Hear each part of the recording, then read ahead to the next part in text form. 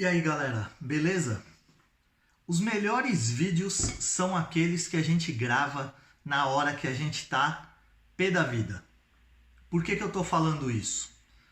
Tô falando isso pelo seguinte, vou direto ao assunto.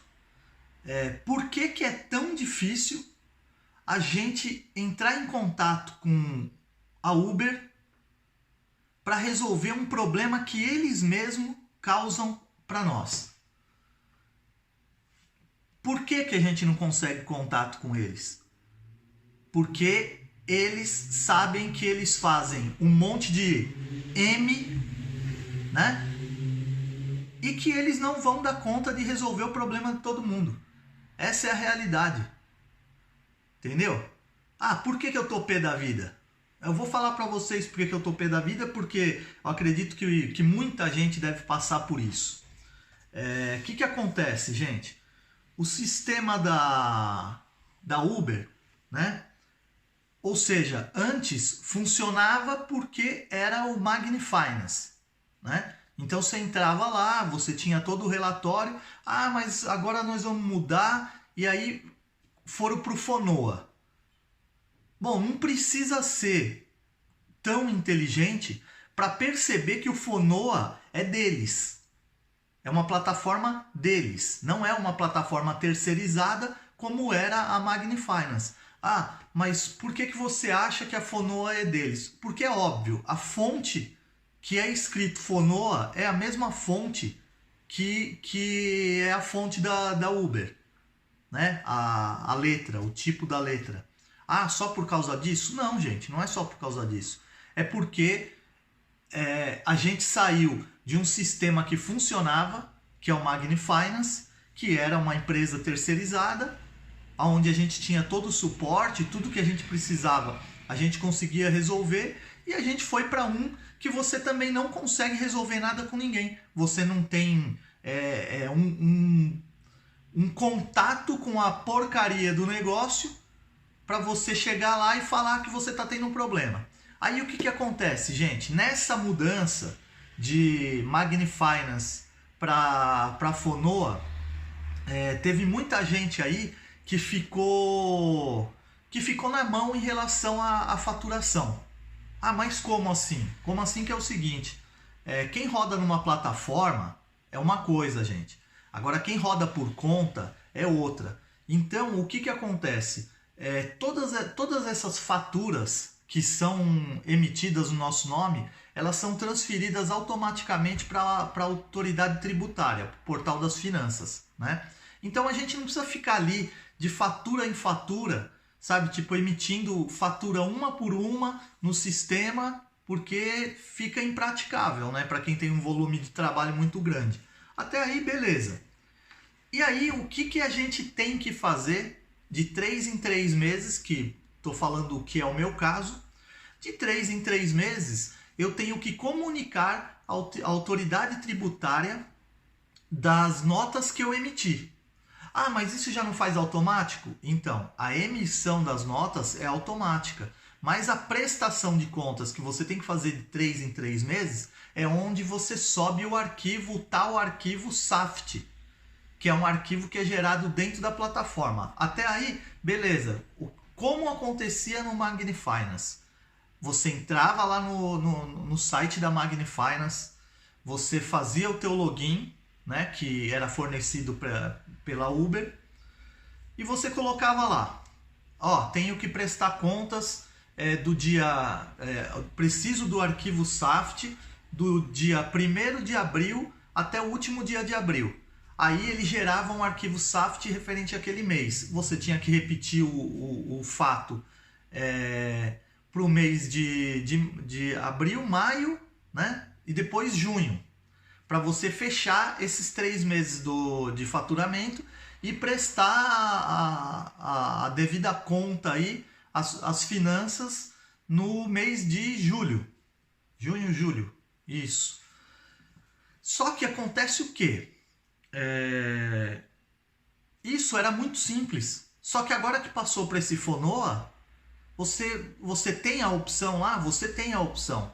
A minha pergunta é, você já tentou fazer essa transferência aí essa importação do arquivo SAFT, porque assim, hoje eu descobri uma novidade. E por que eu descobri essa novidade? Porque a Finanças está enchendo as minhas paciências, né? Claro, de forma correta e óbvia, de que eu tenho que comunicar as faturas. E eu tenho prazo para isso. Se eu perco esse prazo, o que acontece? Dá-lhe multa, né? E a multa não é básica, a multa é pesada e todo mundo sabe disso.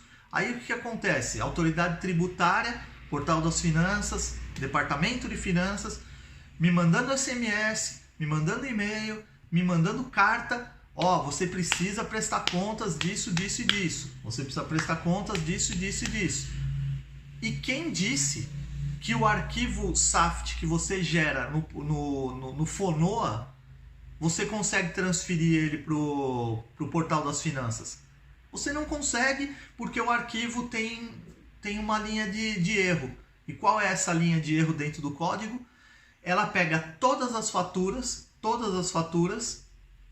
e o valor da fatura, que é o que ela tem que passar para a Finanças, ela está dando como zero. E a Finanças sabe que aquela faturação não é de zero. Por quê? Porque já houve uma transmissão daquela nota, daquele recibo para a autoridade tributária, e quando você vai prestar contas através do arquivo SAFT, esse valor tem que bater. E eu não sei que porcaria que a Uber fez que esse valor não bate. Porque ele zerou tudo. Ah, mas por que ele zerou tudo? Aí vem uma outra questão. Quando a Uber teve que abrir empresa em Portugal, o que ela passou para os estafetas e para os parceiros da Uber?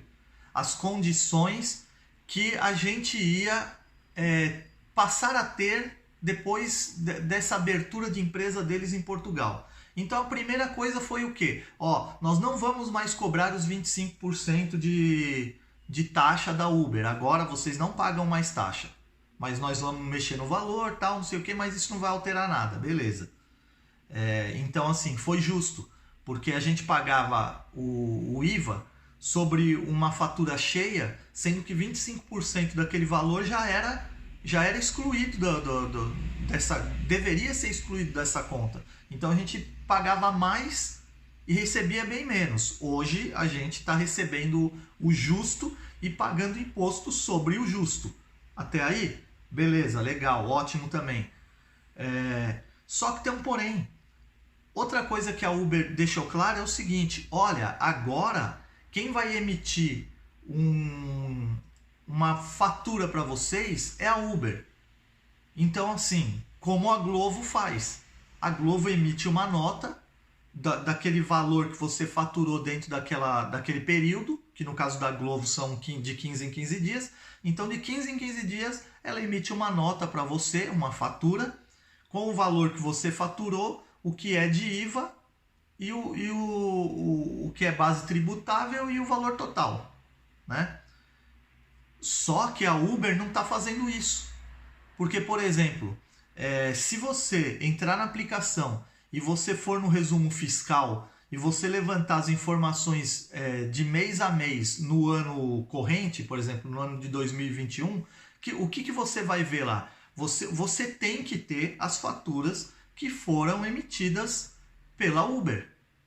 Só que você, por exemplo, no meu caso, né, eu entro lá num determinado mês, né, que após essas mudanças, aí eu vejo lá, mês de abril, por exemplo, tá lá, tudo certinho. Aí quando eu vou para o mês seguinte, eu tenho uma fatura de zero. Só que essa fatura não foi zero. Entendeu? Então assim, como que eu presto contas agora? Então assim, galera, eu tô aqui só para fazer esse vídeo, né? Para desabafar, porque deve ter muita gente tendo esse mesmo problema. E aquilo, você manda mensagem para Uber, eles não resolvem absolutamente nada. Eles não resolvem nada. Entendeu? É aquela respostinha de sempre. Ah, estamos verificando. Ah, não sei o que, não sei o que. Ou seja, quando é problema para resolver, eles não respondem. Eu vou dar um exemplo para vocês. No ano passado, eu fiquei 40 dias no Brasil. Quando eu voltei para cá, tinha fatura emitida no meu nome na data que eu não estava aqui, como se eu tivesse trabalhado naquele período. Inclusive as notas estavam lá, o horário de chegada, o horário de levantamento do produto. Tinha 8 faturas, eu cheguei para a Uber e falei, e aí? Porque assim, eu tive que pagar imposto sobre essas 8 faturas que elas não existiram. Pergunta se eles me responderam até hoje. Eles não responderam. Eles não me responderam. A resposta deles é: estamos verificando, estamos verificando, estamos verificando. E não verifica nada.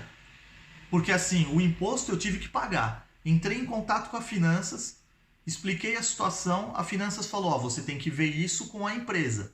E quem disse que você consegue falar com a empresa? Entendeu? Então assim, é complicado. Porque num caso desse, o que eles merecem? Eles merecem um belo de um processo, perder uma ação na justiça. Só que aí o que acontece? A partir do momento que você mover uma ação contra a Uber, você pode ter certeza que você está excluído da lista de parceiro deles. Então assim, eu fico pagando imposto sobre nota que eu não emito. E aí, qual foi minha reivindicação em relação a essas faturas de quando eu estava no Brasil? Ó, eu paguei um imposto sobre isso. Então se eu paguei imposto sobre isso, é justo que vocês me paguem o valor dessas notas, porque ela foi faturada no meu nome. Aí eu pergunto, como que isso acontece? Como que isso acontece? Por que eu estou reclamando disso? Estou reclamando disso porque, por exemplo, a notificação que eu recebi da autoridade tributária era para prestar contas de um negócio de 2020, de notas que não tinham sido prestado conta. E por quê? Porque do nada aparece nota no nosso nome. Entendeu? E aí você vai falar o quê? Você tem uma nota que foi emitida ali, você vai falar o quê? Que você não fez? Quem vai acreditar se tem uma nota ali emitida? Então assim, é complicado isso. É complicado isso. Então assim, galera, um abraço aí. Nem vou estender muito porque vai ser só reclamação. Mas se você tem o mesmo tipo de problema que eu tenho aí, que eu estou tendo, se você conseguiu resolver de alguma forma, compartilhe aí a sua história aí, conta aí pra gente nos comentários, tá? E para você que não é inscrito, já sabe, se inscreve aí no canal, ativa o sininho para você ficar sabendo dos vídeos logo que saírem, tá bom? Um abraço a todos aí, tchau, tchau, falou!